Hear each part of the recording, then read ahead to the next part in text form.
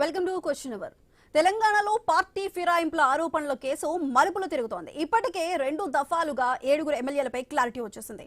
వారంతా బీఆర్ఎస్ లోనే ఉన్నారంటూ పిటిషన్లను తిరస్కరించారు స్పీకర్ ప్రసాద్ కుమార్. ఎమ్మెల్యేలు పార్టీలు మారినట్లు ఎక్కడా ఆధారాలు లేవని 7గురికి స్పీకర్ క్లారిటీ ఇచ్చేశారు. ఇప్పుడు స్పీకర్ చెప్పిన నిర్ణయంపై సుప్రీంకోర్టు ఏం చేయబోతుంది, ఎలాంటి విచారణ జరగబోతుంది, మిగిలిన 3 పరిస్థితి ఏంటి, వారిపై స్పీకర్ ఎలాంటి నిర్ణయం తీసుకుంటారు అనేదే పెద్ద ట్విస్ట్. కాకపోతే జగిత్యాల ఎమ్మెల్యే సంజయ్ పై స్పీకర్ ఇప్పటికే విచారణను పూర్తి చేశారు. తీర్పును మాత్రం ఎందుకో పెండింగ్ లో పెట్టారు. ఇక మిగిలిన 2 పరిస్థితి ఏంటి అన్నదే ఇప్పుడు పొలిటికల్ గ్రౌండ్ లో చర్చ దుమ్మురేపుతోంది.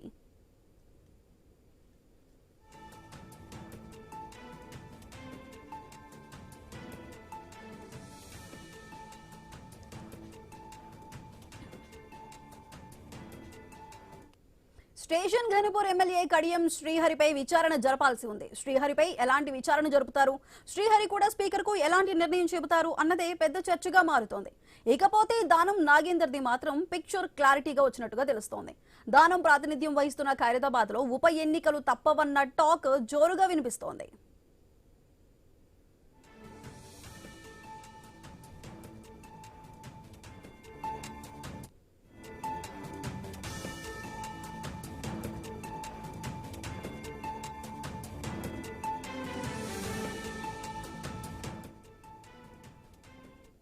స్పీకర్ అనర్హత వేటు వేయక ముందే ఎమ్మెల్యే పదవికి దానం రిజైన్ చేస్తారన్న విషయం తెలుస్తోంది. ఎందుకంటే దానం నాగేందర్ కాంగ్రెస్ పార్టీలో చేరినట్టుగా పక్కా ఆధారాలు ఉండటంతో ఎలాంటి మినహాయింపు లేదని పొలిటికల్ విశ్లేషకులు అంటున్నారు. దీంతో రిజైన్ చేసి ఉప ఎన్నికల్లోకి వెళ్లాలని భావిస్తున్నారు. సుప్రీంకోర్టు ఇచ్చిన 4 వారాల గడువులో స్పీకర్ ఎలాంటి నిర్ణయం తీసుకుంటారన్నది కూడా ఉత్కంఠ రేపుతోంది. ఖైరతాబాద్ ఉప ఎన్నికలపై పొలిటికల్ గ్రౌండ్ లో క్లారిటీ వచ్చిందా? మున్సిపల్ పోరు తర్వాత ఉప ఎన్నికలేనా? అయితే దానం మళ్లీ పోటీ చేస్తే గెలుస్తారా? గెలిచి జూబ్లీహిల్స్ ఉప ఎన్నికల ఫలితాలను రిపీట్ చేస్తారా? బీఆర్ఎస్ సిట్టింగ్ సీట్ను నిలబెట్టుకుంటుందా? కంటోన్మెంట్ జూబ్లీహిల్స్ మాదిరి ఫలితమే బీఆర్ఎస్ కు వస్తుందా అనే ప్రశ్నలు ఉత్పన్నమవుతున్నాయి.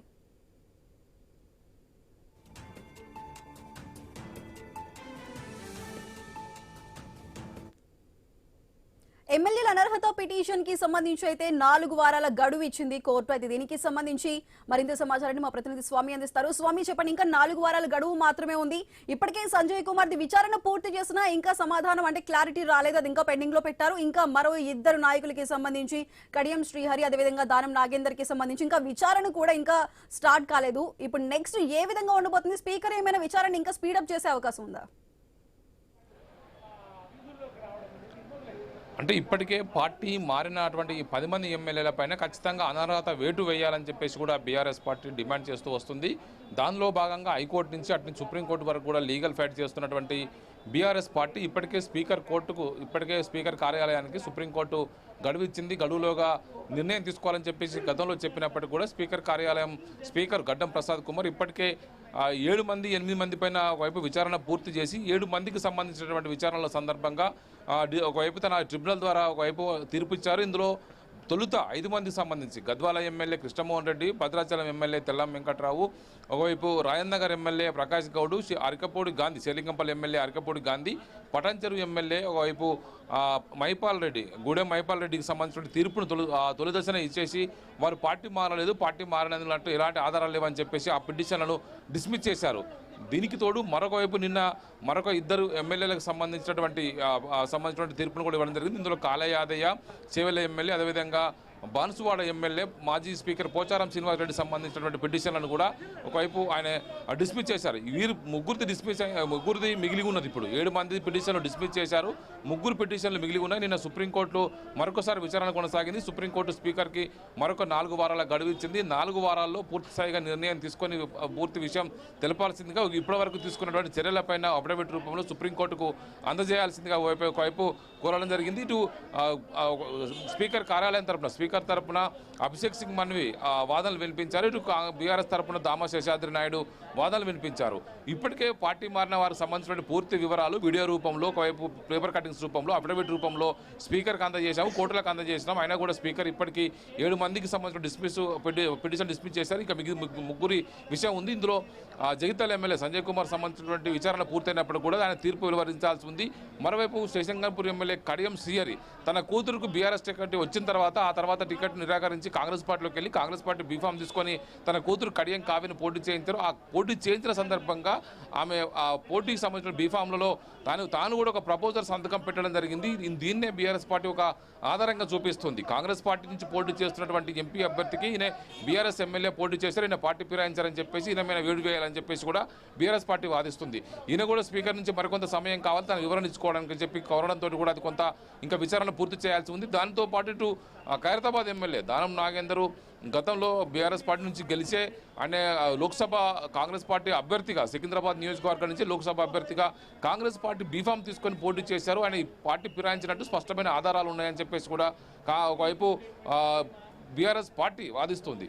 ఇప్పుడు జరుగుతున్న ప్రస్తుత పరిణామాల్లో దానం నాగేందర్ తానే స్వయంగా పార్టీకి రాజీనామా చేస్తారు, తనపైన స్పీకర్ వేటు వేయక ముందే తానే స్వయంగా రాజీనామా చేస్తారని చెప్పి చర్చ కొనసాగుతుంది. గత కొద్ది నెలలుగా బీఆర్ఎస్ పార్టీ ఖైరతాబాద్కి ఉప ఎన్నిక ఖచ్చితంగా వచ్చి తీరుతుంది, ఈయనపైన వేటు పడుతుందని చెప్పేసి భావిస్తారు. మరోవైపు అటు శేషన్గన్పూర్లో మాజీ డిప్యూటీ సీఎం రాజయ్య పదే కరెన్స్ సీఆర్కి సంబంధించి రాజీనామా చేయాలని చెప్పేసి డిమాండ్ చేస్తున్నారు. ఆయన పార్టీ ఫిరాయించినట్టు స్పష్టమైనటువంటి ఆధారాలు ఉన్నాయి. తన కూతురు ఒకవైపు బీఫామ్లో పోటీ చేసిన నామినేషన్ పత్రాల్లో ఆయన ప్రపోజల్ సంతకం పెట్టారు. ఆయన కాంగ్రెస్ పార్టీ బీఫామ్ నుంచి ఆయన కూతురు పోటీ చేసింది కాబట్టి ఆయనకు కూడా ఒకవైపు బీఆర్ఎస్లో ఉన్నట్టు ఆయన పార్టీ ఫిరాయించినట్టు స్పష్టమైన ఆధారాలు ఉన్నాయని చెప్పేసి కూడా బీఆర్ఎస్ పార్టీ వాదిస్తుంది. కడియం విషయంలో విచారణ పూర్తి చేయాల్సి ఉంది. స్పీకర్ గడ్డం ప్రసాద్ కుమార్ ఇటీవల కంటి చికిత్స చేసుకున్నారు, కంటి ఆపరేషన్ జరిగింది, కొంత సమయం పడుతుందని చెప్పేసి నేను అభిషేక్ సింగ్ మన్వి సుప్రీంకోర్టులో వాదనలు వినిపించిన సందర్భంగా కోరడం జరిగింది. దీనికి మరొక 8 వారాల సమయం కోరడంతో కూడా సుప్రీంకోర్టు అందుకు నిరాకరించి 4 వారాల్లో విషయాన్ని తీర్చాలని చెప్పేసి కూడా స్పష్టం చేసింది. ఇలాంటి పరిస్థితుల్లో ఇప్పుడు జగిత్యాల ఎమ్మెల్యే ఒకవైపు సంజయ్ కుమార్, ఇటు శేషంగంపూర్ ఎమ్మెల్యే కడియం సిఆరి, ఖైరతాబాద్ ఎమ్మెల్యే దానం నాగేందర్లకు సంబంధించినటువంటి 3 విషయాలపైన ఇప్పుడు స్పీకర్ తేల్చాల్సి ఉంది. 7 మంది విషయంలో వారు పార్టీ మారినట్టు ఆధారాలు వారు ఇప్పటికీ బీఆర్ఎస్ ఎమ్మెల్యేగానే గుర్తిస్తూ బీఆర్ఎస్ వారు పార్టీ ఫిరాయించారని చెప్పేసి వేసినటువంటి పిటిషన్ అన్నింటినీ కూడా స్పీకర్ గడ్డం ప్రసాద్ కుమార్ డిస్మిస్ చేశారు. ఇప్పుడు ఈ 3 విషయంలో ఇప్పుడు తేల్చాల్సి ఉన్నది. Sudha. Right Swami, thank you. So మనం చూసుకోవచ్చు, తెలంగాణలో పార్టీ ఫిరాయింపు ఎమ్మెల్యేల కేసుకి సంబంధించి కీలక మలుపులు అయితే కనిపిస్తున్నాయి. అయితే ఇప్పుడు ఆ అంశానికి సంబంధించి ఇప్పుడు మనతో పాటు మాట్లాడడానికి బీఆర్ఎస్ నాయకులు మల్లెపక్క యాదగిరి గారు మనకి అందుబాటులో ఉన్నారు. అదేవిధంగా కాంగ్రెస్ నాయకులు మిట్ట నరసయ్య గౌడ్ గారు కూడా మనకి అందుబాటులో ఉన్నారు. ముందుగా నరసయ్య గౌడ్ గారు నమస్కారం అండి. నమస్తే మేడం, వాయిస్ క్లియర్ ఉందా? వినిపిస్తుందండి. నరసయ్య గారు, ముందుగా ఇప్పుడు మీరు క్లారిటీ ఇవ్వాల్సింది, ఇప్పుడు 3 ఎమ్మెల్యేలు మీ పార్టీ అంటారా కాదంటారా? మేడం, ఇప్పుడు ముందుగా మీకు ప్యానెల్లో ఉన్న పెద్దలకు నమస్కారం. నమస్కారం. ముందుగా మందిని డిస్పోజ్ చేయడం జరిగింది స్పీకర్ గారు. దీని అర్థం ఏంటంటే ఆ 7 మంది 100% టిఆర్ఎస్ కు సంబంధించిన ఎమ్మెల్యేలను డిక్లేర్ అయింది. ఇక 3 మీద అంటే ఒక ఆయన మీద ఇది సంజయ్ కుమార్ మీద విచారణ పూర్తి అయింది, పెండింగ్ లో ఉంది. మిగతా 2 మీద ఇంకా నిర్ణయం తీసుకోవాలి. నేను ఏమంటున్నానంటే ఇప్పుడు నేను చెప్పడానికి, నేను డిసైడ్ చేసి తీర్మానం చేయడానికి ఏం లేదు. స్పీకర్ కోర్టులో ఉన్నది కాబట్టి స్పీకర్ ఒక నిర్ణయం తీసుకున్న తర్వాత ఆ ఫలితాన్ని బట్టి మనం మాట్లాడగలుగుతాం. సరే, ఇవాళ ఖైరతాబాద్ ఎమ్మెల్యే మీద అందరూ మాట్లాడుతున్నమాట, ఇది ఎవరు కాదనలేని నిజం. ఎందుకంటే బీఫామ్ మీద పోటీ చేసిడు, ఏ రకమైన తీర్పు ఇస్తాడు స్పీకర్ అనేది చూసిన తర్వాతనే మనం మాట్లాడగలుగుతాం. మిగతా వాళ్ళది కూడా వాళ్ళు కొంత టైం కోరారు కాబట్టి వాళ్ళందరూ కూడా వాళ్ళ ఆన్సర్ ఇచ్చిన తర్వాత స్పీకర్ ఒక నిర్ణయం తీసుకునే వరకు ఎవరు కూడా మన నిర్ణయాన్ని మనం వ్యక్తిగత నిర్ణయాలు చెప్పడానికి వీల్లేదనేది నేను నమ్ముతా ఉన్నా.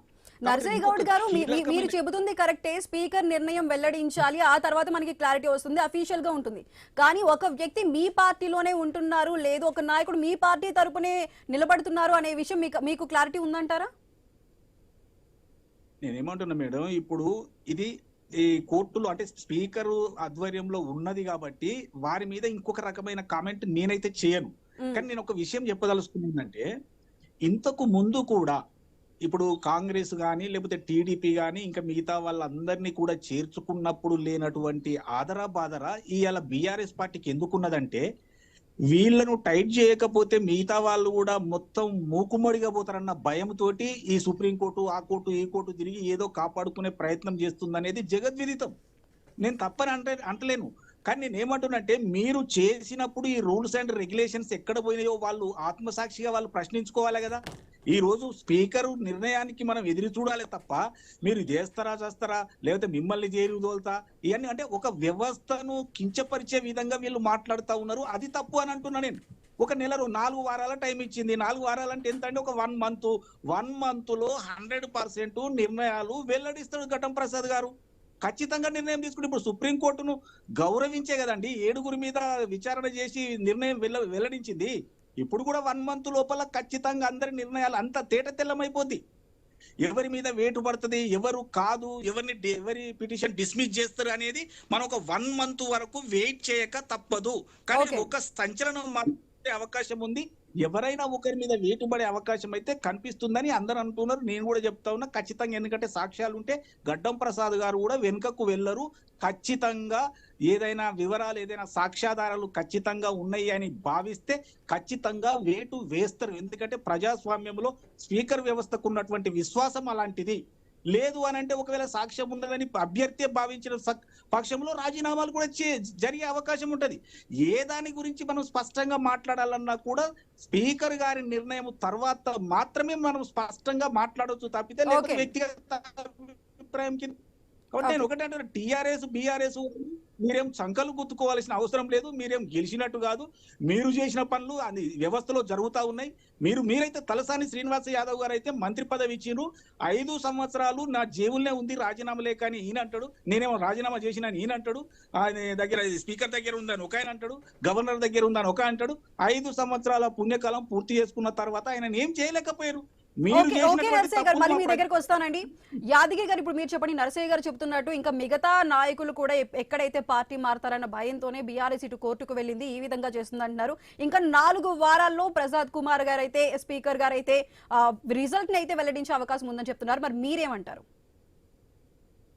ముందుగా మీకు ప్యానెల్ లో ఉన్న వారికి ఐన్యూస్ ప్రేక్షకులకు నమస్తే. నమస్కారం. ఇప్పుడు కాంగ్రెస్ పార్టీ నాయకులు గాని ప్రభుత్వం గాని చెప్పేటివన్నీ అసలు ప్రజలు గమనిస్తున్నారు. నిజంగా రాజ్యాంగబద్ధంగా అంబేద్కర్ గారు రాసిన రాజ్యాంగానికి లోబడి ఈ రోజు అంబేద్కర్ గారి రాజ్యాంగం ప్రకారమే ఈ రోజు స్పీకర్ గడ్డం ప్రసాద్ గారు ఆ కుర్చీలో కూర్చున్నారు. అసలు నిజంగా దేవాలయం లాంటి శాసనసభలో నిర్ణయాధికారం ఉన్నటువంటి గడ్డం ప్రసాద్ గారికి సాక్షాత్తు ముఖ్యమంత్రి గారు పిసిసి అధ్యక్షుని హోదాలో కాంగ్రెస్ పార్టీ కండువ కప్పుకొని, అదే విధంగా కాంగ్రెస్ పార్టీ తెలంగాణ ఇన్ఛార్జ్ అయినటువంటి దీపాదాస్ మున్షి గారు వారి సమక్షంలో కండువాలు కప్పుకున్న కాంగ్రెస్ పార్టీలు కండువాలు కప్పుకుంటే బీఆర్ఎస్ పార్టీ నుంచి బీఫామ్ నుంచి గెలిచిన ఎమ్మెల్యేలకు ఈ రోజు దానికి సాక్ష్యాధారాలు స్పీకర్ గారికి దొరుకుతలేవంట. వారు ఈ రోజు ఇంకా బీఆర్ఎస్ పార్టీలే ఉన్నట్టు స్పీకర్ గారికి కనబడుతుందంట. నిజంగా మనము రేపు రాబోయే యువతరానికి రాజ్యాంగం విలువలను ఈ రోజు స్పీకర్ గారు ఏ విధంగా చూపిస్తున్నారో ఒక్కసారి ఆలోచన చేయాలి. గతంలో బీఆర్ఎస్ పార్టీ కూడా మరి పార్టీలో చేరుకుంది, మంత్రులుగా చేరుకుంది అని చెప్పేసి నరసయ్య గారు చెప్తున్నారు కదా. ఆ రోజు నూతనంగా ఏర్పడ్డ రాష్ట్రం కాబట్టి, ఆంధ్ర పాలకుల నుంచి విడిపోయిన రాష్ట్రం కాబట్టి, మనమందరం తెలంగాణ రాష్ట్రంలో ఆంధ్ర పార్టీల పెత్తనం మనకు వద్దు, మన రాష్ట్రాన్ని మనమే నిర్మించుకుందాము, మనమే అభివృద్ధి చేసుకుందాము, బంగారు తెలంగాణలో భాగంగా కేసీఆర్ గారి నాయకత్వం అయితేనే ఈ రాష్ట్రం అభివృద్ధి చెందుతుందన్న ఉద్దేశంతో రాజ్యాంగం ప్రకారం ఆ రోజు కాంగ్రెస్ పార్టీ పక్షం మొత్తం విలీనం అయిపోయింది. ఇందులో ఈ రోజు సేమ్ అదే విధంగా వీళ్ళు చేద్దామని చెప్పేసి కేవలం కాంగ్రెస్ పార్టీ నుంచి కాంగ్రెస్ పార్టీలో కూడా బీఆర్ఎస్ పార్టీ ఎమ్మెల్యేలను బెదిరించి తీసుకుందామని చెప్పేసి ఒకసారి నేను చిన్న గేటు తెరిచినా పెద్ద గేటు తెరిచినా అని చెప్పేసి రేవంత్ రెడ్డి గారు ఎన్ని ప్రయత్నాలు చేసినా కూడా ఎవ్వరు పోలేదు. కాబట్టి ఎందుకంటే అతి తొందరలోనే భారతదేశంలోనే ఇంత తక్కువ సమయంలో ప్రజా వ్యతిరేకత ఉన్నటువంటి ప్రభుత్వం అంటే కేవలం ఈ రోజు తెలంగాణ రాష్ట్రంలో ఉన్నటువంటి రేవంత్ రెడ్డి గారి ప్రభుత్వం. ఈ ప్రభుత్వం మీద వ్యతిరేకత వచ్చి ప్రజలు మొత్తం వ్యతిరేకంగా ఉన్నారు కాబట్టి ఏ ఎమ్మెల్యే కూడా అటు పక్క పోతలేరు. కాబట్టి వారు మేము రాజ్యాంగానికి మేము అనుకూలంగా ఉన్నాం, స్పీకర్ గారి కోర్టులో ఉంది, స్పీకర్ గారికి తెలుస్తలేదా అని తెలంగాణ సామాన్య ప్రజలకు అర్థమవుతుందండి. ఈ రోజు పార్టీ ఫిరాయించిన గతంలో క్లీన్ చిట్ ఇచ్చినటువంటి 7 ఎమ్మెల్యేలు కూడా, గతంలో ఇచ్చిన 5 మంది ఎమ్మెల్యేలు కూడా ఏ విధంగా ఇచ్చిండు స్పీకర్ గారు. వారు మొన్న పంచాయతీ ఎలక్షన్లు జరిగితే కాంగ్రెస్ పార్టీ అభ్యర్థులను సర్పంచ్ అభ్యర్థులకు ప్రచారం చేసిరా, సర్పంచ్ కాంగ్రెస్ పార్టీ సర్పంచ్లను గెలిపించిరా, వాళ్ళు బీఆర్ఎస్ పార్టీ అభ్యర్థులను గెలిపించిరా. వారు సమీక్షా సమావేశాలు బీఆర్ఎస్ పార్టీ నుంచి కాంగ్రెస్ పార్టీ వాళ్ళు ఏ పార్టీకి మద్దతు ఇచ్చారు, ఏ పార్టీ సర్పంచ్లను గెలిపించుకోరు. రేపు రాబోయే కాలంలో స్థానిక సంస్థల్లో ఎంపీటీసీలను జెడ్పీటీసీలను మరి కాంగ్రెస్ పార్టీ బీఫామ్ మీద వారు ప్రపోజల్ పెడతారా? మరి మా పార్టీలకు రమ్మని చెప్పండి, తెలంగాణ భవన్ కు రమ్మని చెప్పండి, కేసీఆర్ గారి నాయకత్వంలో మేము పనిచేస్తున్నామని చెప్పమని చెప్పండి. వారు ఆడ ఉన్నారా ఈడ ఉన్నారా ఏం చెప్పకపోతే ప్రజలు నిజంగా సామాన్య ప్రజలకు కూడా ఇంత అర్థమవుతుంది. మరి స్పీకర్ గారికి ఎందుకు అర్థమైతలేదు? ఈ రేపు రాబోయే కాలంలో తెలంగాణలో రేపు రాజకీయాల్లో వచ్చేటువంటి తెలంగాణ యువతకు ఈ గడ్డం ప్రసాద్ గారు ఏం సమాధానం చెప్తున్నారు, ఏం మెసేజ్ ఇస్తున్నారు? మనం ఆదర్శంగా ఉండవలసిన అవసరం ఉన్నది. గడ్డం ప్రసాద్ గారు ఒక దళితుడు, రాజ్యాంగం ప్రకారంగా రాజ్యాంగం రాసిన అంబేద్కర్ గారి రాజ్యాంగంలో ఈ రోజు ఆ కుర్చీలో కూర్చున్నప్పుడు నిజంగా న్యాయం చేయవలసిన అవసరం ఉన్నది. పార్టీలకు అతీతంగా మీ నిర్ణయం తీసుకొని మీరు వారిని డిస్మిస్ చేయవలసిన అవసరం ఉంది. వీరిని మీరు ఏ రకంగా చూసినా కూడా రేపు వచ్చే ఇంకా ఇద్దరు తాళ యాదయ్య గారి క్లీన్ చిట్ ఇచ్చారు. పోచారం శ్రీనివాసరెడ్డి గారు అయితే ముఖ్యమంత్రి గారే స్వయంగా ముఖ్యమంత్రి గారే వారింటికి పోయి కండువా కప్పొచ్చిండు. ఆ రోజు మా నాయకులు బాలకృష్ణ గారు ఇంకా కొంతమంది బీఆర్ఎస్ పార్టీ నాయకులు పోతే కూడా వాళ్ళని పోలీసులు రానియకుండా బయట నిలబెట్టేసి వారు ఇంట్లో పోయి కండువాలు కప్పారు. మొత్తం దేశమంతా చూసింది కదండి. మరి అందులో ప్రభుత్వంలో కూడా ఒక పదవి తీసుకున్నట్టుంది పోచారం శ్రీనివాసరెడ్డి గారు.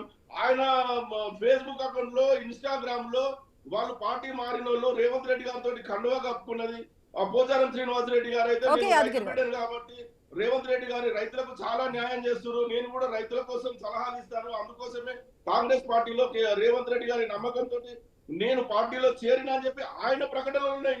ఆయన ఇన్స్టాగ్రామ్ యాదగిరి గారు మళ్ళీ మీ దగ్గరకు వస్తానండి, మళ్ళీ కంటిన్యూ చేద్దాం. అవన్నీ పోచారం మన గడ్డం ప్రసాద్ గారి కనబడతలే వారండి. వారు ఎక్కడ పోయినా కూడా వారి నియోజకవర్గాలలో ఫ్లెక్సీలు వేసుకుంటున్నారు. ఏ పార్టీలో వేసుకుంటున్నారు? యాదగిరి గారు, అదే నరసయ్య గారు ఉన్నారు, ఒకసారి అడుగుతామండి. నరసయ్య గారు, ఇప్పుడు మీరు చెప్తున్నట్టు దానం నాగేందర్ గారు అయితే అఫీషియల్ గా కాంగ్రెస్ పార్టీలో ఉన్నారంటూ చాలా ప్రూఫ్లు అయితే ఉన్నాయని చెప్తున్నారు. ఇప్పుడు దానికి సంబంధించి అంటే వేటు పడే లోపే దానం నాగేందర్ గారు ఇప్పుడు రాజీనామా చేయబోతున్నారు అనే వార్తలు అయితే వస్తున్నాయి. దానికి సంబంధించి మీరేం చెప్తారండి? నేను అదే చెప్తున్నానండి. ఇప్పుడు యాదయ్య గారు కానివ్వండి, పోచారం శ్రీనివాసరెడ్డి గారు, యాదగిరి గారు మళ్ళీ మీ దగ్గరకు వస్తారు, ఒక నిమిషం అండి. ప్రతిదీ ఆధారాలతో సహా సుప్రీంకోర్టు దగ్గర ఉన్నది. సుప్రీంకోర్టులో కూడా ఆధారాలతో సహా ఉండి సుప్రీంకోర్టు కూడా యాదగిరి గారు అదే నరసయ్య గారిని అడుగుతామండి, వాళ్ళ వెర్షన్ ఏంటో తెలుసుకుందాం. చట్టాన్ని, రాజ్యాంగాన్ని గౌరవించకుండా రాజకీయ అవకాశాల కోసం కాంగ్రెస్ పార్టీ ఈ విషయాన్ని రాజకీయం చేసుకుంటూ ప్రభుత్వానికి అనుకూలంగా గడ్డం ప్రసాద్ గారు స్పీకర్ హోదా కాకుండా కాంగ్రెస్ పార్టీ నాయకునిగా ఈ రోజు నిర్ణయం తీసుకుంటున్నారు. యాదగిరి గారు మళ్ళీ మీరు మాట్లాడుతున్నారు కానీ ఒకసారి అక్కడ ఉన్నారు కాబట్టి మనం అడుగుదాం, వాళ్ళని అడుగుదాం, వాళ్ళ అభిప్రాయం తెలుసుకుందాం. పోటీ చేసి యాదగిరి గారు అదే విధంగా ఎంపీగా కాంగ్రెస్ పార్టీ బీఫామ్ మీద పోటీ చేసిండు. మరి ఆయన మీద కూడా ఏ ఆధారం లేదని కూడా చెప్పే అవకాశాలు కూడా ఉంటాయి. మరి యాదగిరి గారు అసలు నా వాయిస్ వినిపిస్తుందండి మీకు? కేసీఆర్ గారి కూతురు కూడా వరంగల్ టికెట్ కోసం బీఫామ్ కేసీఆర్ గారు ఇచ్చినాక కూడా మళ్ళీ కాదని చెప్పేసి కాంగ్రెస్ పార్టీ బీఫామ్ తెచ్చుకొని ఈ రోజు అక్కడ ఉన్నటువంటి సర్పంచులను మొత్తం అక్కడ యాదగిరి గారు కాసేపు మీరు సమయం ఇవ్వాలండి. కాంగ్రెస్ పార్టీ నాయకులు కూడా ఆయన రానిచ్చే పరిస్థితిలో మాట్లాడుతున్నారు. నర్సయ్య గారు మీరు చెప్పండి. ఇప్పుడు దానం నాగేందర్ విషయంలో అయితే క్లియర్ గా ఉందంటున్నారు, రాజీనామా చేయబోతున్నారు అనే వార్త కూడా వస్తుంది. దానికి సంబంధించి మీరు ఏం చెప్తారండి? విషయాలు స్పష్టంగా మీ దృష్టికి తీసుకొస్తాను. నెంబర్ 1 ఏంటంటే దానం నాగేందర్ గారు కాంగ్రెస్ బీఫామ్ మీద పోటీ చేసిన మాట వాస్తవం.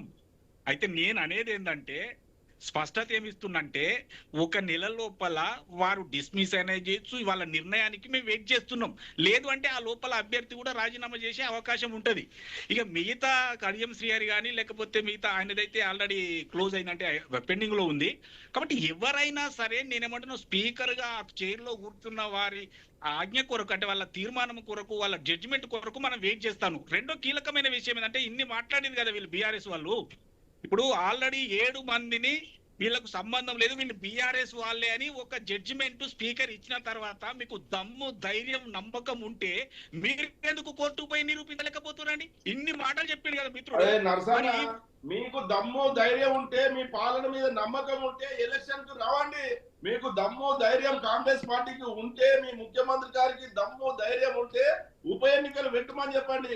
10 మంది ఎమ్మెల్యేలతోటి రాజీనామా చేపించి నర్సయ్య గారు మీది వాయిస్ మ్యూట్ లో ఉందండి, ఒకసారి చూడండి. ప్రజలను తెలుసుకుందాం. సంవత్సరాలు పరిపాలన చేశారు, 9.5 సంవత్సరాల్లో ఏం చేసినా మాకు తెలియదా? ఒక్కసారి వచ్చిందా తెలుగుదేశం వాళ్ళంతా? ఫస్ట్ ఒక ఆయన వచ్చిండు, ఆయన జైల్లో పెట్టుకొని తిరిగిండు 5 సంవత్సరాలు. అంటే మన దేశంలో మొదటిసారి వేరే పార్టీలో గెలిచిన అతనికి ఈయన మంత్రి పదవి ఇచ్చిండు. ఆయన ఒక రికార్డు సృష్టించిండు. ఈయన చూసి చంద్రబాబు సృష్టించిండు. మేము అట్లాంటి తప్పుడు పనులు చేస్తలేం కదండి. మా దగ్గరకు వచ్చిండు, స్పీకర్ నిర్ణయం తీసుకుండు, మీకు ఆప్షన్ ఉంది, కోర్టు పోండి, మీరు చెప్పేయండి, సబ్మిట్ చేయండి, కోర్టు నిర్ణయం తీసుకుంటది. ఇది పద్ధతి. కానీ చివాట్లు పెడితే 4 వారాల గడువు కోరిరన్న, కోర్టు చివాట్లు పెడితేనే ఒక్కరోజు కోర్టు తీర్పు కంటే ఒక్కరోజు ముందు స్పీకర్ గారు నిర్ణయం తీసుకురానా? నరసన్న, మీకు రాజ్యాంగం మీద గాని చట్టాల మీద గాని గౌరవం ఉంటే, నిజంగా మీ ప్రజాపాలన మీద గౌరవం అనేది ఉంటే మీరు రాజీనామా చేయండి, ప్రజల వద్దకు రండి. ప్రజలలో మీ మీద నమ్మకం ఉంటే మీరు ప్రజల తీర్పు కోరండి. కానీ మీరు భయపడి మీరు ఈ రోజు ఉన్నదాన్ని ఆడ ఉన్నామా ఈడ ఉన్నామా, మరి కాంగ్రెస్ పార్టీ ఫ్లెక్సీలలో వాళ్ళ ఎమ్మెల్యేల ఫోటోలు ఎందుకు వేసుకుంటున్నారండి? కాంగ్రెస్ పార్టీ ఫ్లెక్సీలలో ఫోటోలు ఎందుకు వేసుకుంటారు? స్పీకర్ కనబడతలేదా? కాంగ్రెస్ పార్టీ నాయకులకు కనబడతలేదా? ముఖ్యమంత్రి గారికి కనబడతలేదా? తెలంగాణ ప్రజలకు కనబడతలేదా? తెలంగాణ మీడియా నర్సయ్య గారు మీ ఆడియో రావట్లేదండి, ఒకసారి చూడండి. నర్సయ్య గారు మీ ఆడియో.